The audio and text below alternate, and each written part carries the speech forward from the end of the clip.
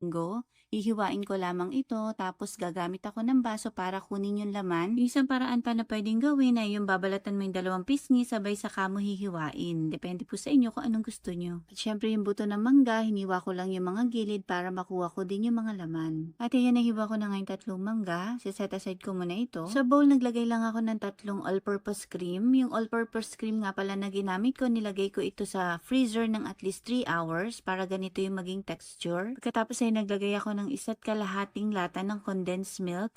Pwede rin po hanggang 2 cans ng condensed milk. Depende po sa inyo kung gusto niyo ng mas matamis, pwede naman. I-mix lang natin yung ating nilagay na all-purpose cream at condensed milk hanggang mag-double yung size nito. At ayan, ganitong texture nga yung gusto nating ma-achieve. Kapag ganito na yung texture ay pwede natin itong ilagay sa isang lagayan. Yung gagamitin nga pala nating lagayan, lalagyan natin ng wax paper sa ilalim para madali nating matanggal yung mango graham bar kapag ito'y tumigas na. Simulan na natin yung pagle-layer. Una nga yung ating biscuit ng ating graham. Ididip ko muna ito sa water para madali nating mahiwa kapag tumigas na. Then yung ating cream na ginawa kanina, grabe ang ganda ng texture, no? Parang icing. Spread lang natin, tapos after ng cream, lagay na natin yung ating nahiwang mga mango kanina. Shoutout po kay Ma'am Lance Lique from Camarines Norte, Melchor Aquino from Cebu, Richtar Yubal Godines from Agusan del Sur, Jenny De La Peña from Taytay Rizal, Maricel Huevesano from UAE, and Ma'am Alicia Iwabuchi from Bacoor, Cavite.